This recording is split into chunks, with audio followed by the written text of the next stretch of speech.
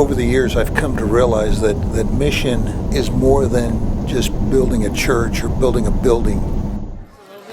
It's our encounter with each other, but it is also to go out and to share God's love with those that are hurting.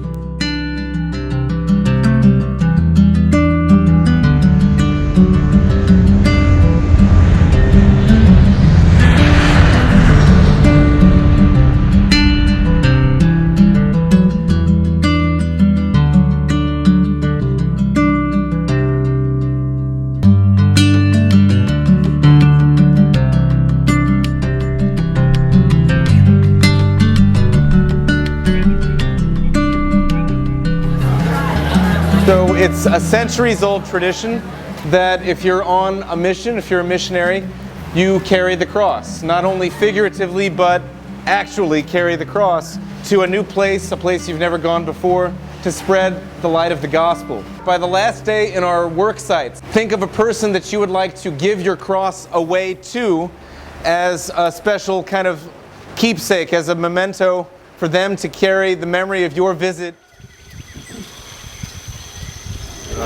And forgive us our trespasses, as we forgive those who trespass against us. And lead us not into temptation, but deliver us from evil. My name is Darian Thompson. I'm going to be a senior at Ursuline Academy, and we are just walking around the jungle taking a census of the community and the people living here to better help projects that will go on after we leave. We're seeing a lot of big families. Like I took a census of a family that had 10 people in it, and the homes were very small, so it's probably a very cramped lifestyle. My name is Kate Coleman, and I'm a senior at John Paul II High School. We are restoring a road, and there's a road that's going through the entire community here at Tepeyac. So we are ripping up all the stones and replacing them with these giant 130-pound stones. So we get to carry them all the way uphill with one or two people, depending on how strong you are. And at the top of the hill, we are ripping up the rocks to make room for where we're placing them. We're here at the Juan Diego School at Tepeyac. Behind me, as you can see, we're digging trenches, and we're going to be putting these huge, pretty heavy bricks like this, 3 stacked on top of each other, and that'll turn into the foundation for an add-on room of the school. The people in the small villages and communities that we meet don't have access to medical care. So on this trip especially, I would say more so than any other year, I've had the opportunity to learn of medical needs that they have and things that we have available to us, with us, that we are able to use to help them. Me siento muy agradecida de haberme venido a visitar por primera vez, ¿verdad? Tenemos este grupo, ¿verdad? Y me siento agradecida por su apoyo, pues, que me han dado, me han curado mi herida de mi dedo, me le han dado medicamento a mi sobrina, ¿verdad? Que está un poquito afectada de la gripe. I've seen it so many times, and it still just kind of not amazes me, it just kind of, it breaks my heart, but it's part of what keeps me coming back. We are now going to pay a visit to a couple of houses of some people who are quite ill. Doña Silvia ministers to the poor in the community very often and identified for us a couple of people who would like to receive the sacraments and don't often get the chance to do that, especially the reconciliation and the anointing of the sick. Por esta santa unción y por su bondadosa misericordiosa, te ayude el Señor con la gracia del Espíritu Santo. Amen. The frequency of having priests out here, especially priests who are able to make house calls, is very low.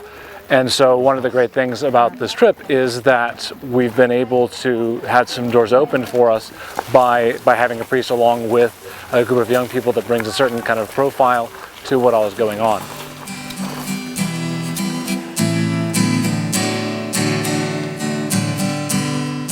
There's a lot of faith that we can learn.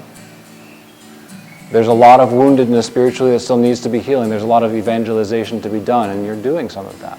What difference does that make in the world that we see? And what difference can it make to have the gospel of Jesus Christ penetrate more deeply into our world? Taste and see, the goodness of the Lord.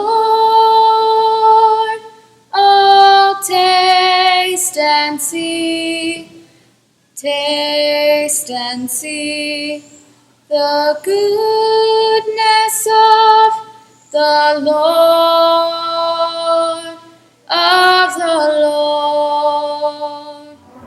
Before we left our home base this morning, Father Augustine was talking to us about what to expect when we left today, like our last day at the work site. He said expect a lot of tears, a lot of hugs, and just a general sad feeling. I really connected with one little girl named Noelia, and when I first got here today, Noelia was happy, and then a little bit later she was just crying and upset, and all she wanted to do was sit in my lap and hold me. ¿No quieres participar en la fiesta?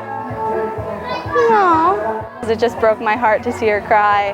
Everyone's gotten so close with the whole community, and it's definitely going to be sad not to be able to see them every day and spend this quality time with them.